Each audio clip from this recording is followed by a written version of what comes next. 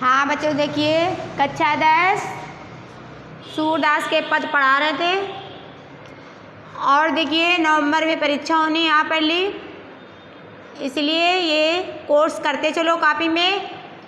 और जब हम यहाँ पढ़ाते हैं तो किताब निकाल लिया करो, एक एक लाइन को तुम्हें अर्थ समझना है और ये दोबारा कोर्स नहीं करवाया जाएगा, ये ध्यान देना। अब देखिए तीसरा पद है किलकत कान गुठुरवन आवत। किलकत कान गुठुरवन आवत, देखिए संदर्भ पहले की तरह है।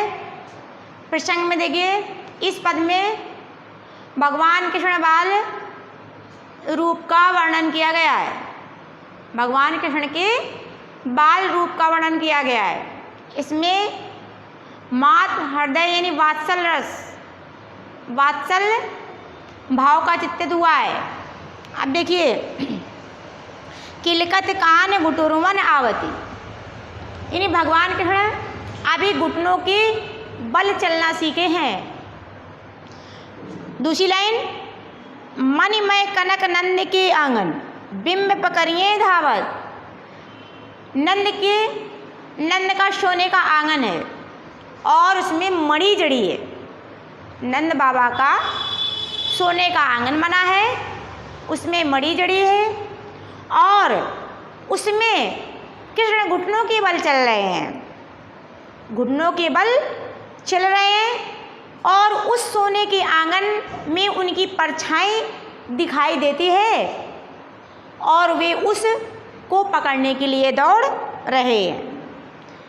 कहने का मतलब नंद बाबा का सोने का आंगन बना हुआ है, वो मणि से जड़ा हुआ है, उसमें भगवान चल रहे हैं तो अपनी ही परछाई उनको दिखाई दे रही है और उस परछाई को पकड़ने के लिए वो दौड़ रहे हैं और अपने समान दूसरे बालक समझ रहे हैं और उसको पकड़ने के लिए दौड़ रहे हैं। जब परछाई उनको पकड़ नहीं आती तो वो किलकारी मारकर हंसते हैं। अब देखिए कबहू निरख हरि आप छाऊं को कर कै पकड़न चावत, यानी कभी कभी वो अपनी परछाई को देखने लगते हैं और यानी दूसरे बालक समझकर कभी अपनी परछाई को देखने लगते हैं और उसको पकड़ने के लिए दौड़ते हैं। और जब ये दौड़ते हैं और जब परछाई उनकी पकड़ में नहीं आती है तो वो किलकारी मार का हंसते हैं। किलकत हंसस राजत दतियाँ पुण्य पुण्य तिये अवगावत। और जब वो किलकारी मार का हंसते हैं तो उनकी जो दो दांत हैं वो दांत बहुत सुंदर लगते हैं और बार बार उन दांतों को कभी दिखाते हैं और कभी छुपा लेते हैं। आगे देखिए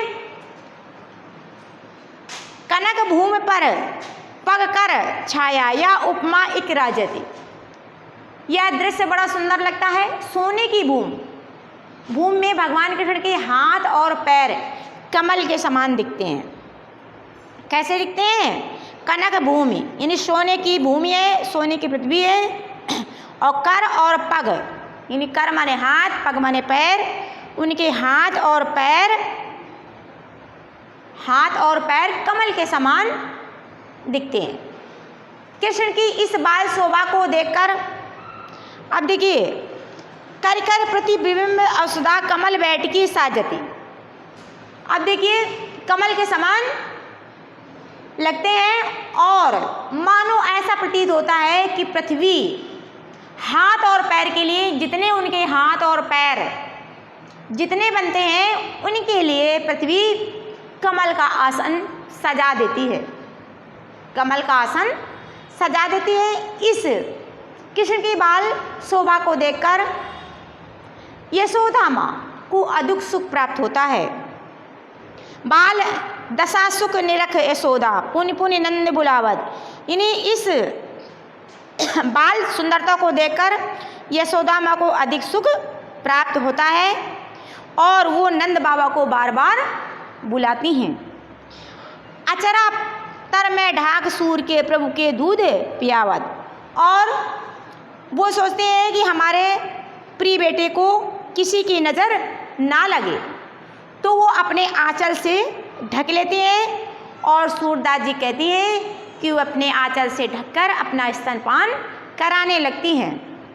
ये तुम्हारा तीसरा पैरा है, इसको एक एक लाइन से एक एक बार पढ़ना सही से, क्योंकि अपने मन से इसका अर्थ तुम्हें निकालना आ जाए। काव्य सौंदर्य देखिए, इसमें भाषा ब्रज है, अलंकार, उत्प्रेक्षा और अनुप्रास है, रस वात्सल्य है, गुण माधुर और छंद गीत का। अलंकार बदलता है, मैंने पहले ही बताया था, और सब वही रहता है।